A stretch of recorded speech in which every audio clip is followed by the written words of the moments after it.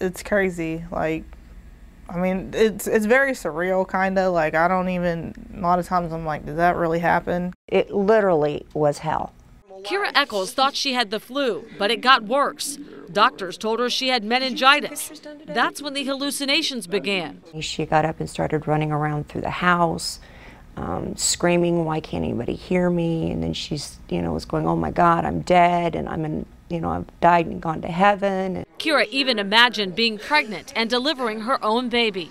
She was sitting up in a chair going, "Here's your grandson." She'd had the baby. When Kira's mom took her to the hospital, doctors told her that Kira was schizophrenic and should be institutionalized. He said that we'd just put her there and keep her comfortable.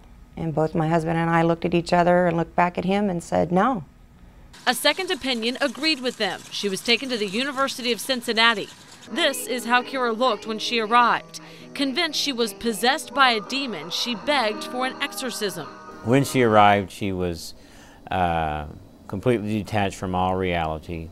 Extensive tests came back clear, but doctors at UC had learned about a recently discovered disorder that caused symptoms of psychosis. On a hunch, they gave Kira a spinal tap.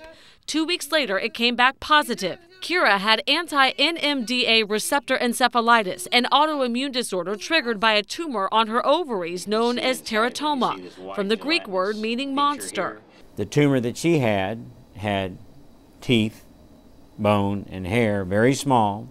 It also had nervous system structure around it. Once the body recognizes the teratoma, it creates antibodies to fight it. But can also attack portions of the patient's brain or nervous system. And when that occurs, you can become quite psychotic. Kira's teratoma was only about the size of a fingernail, but once removed, within days, her psychosis began to resolve. Now Kira's back to normal and back in the game, and hopes her story will help someone else.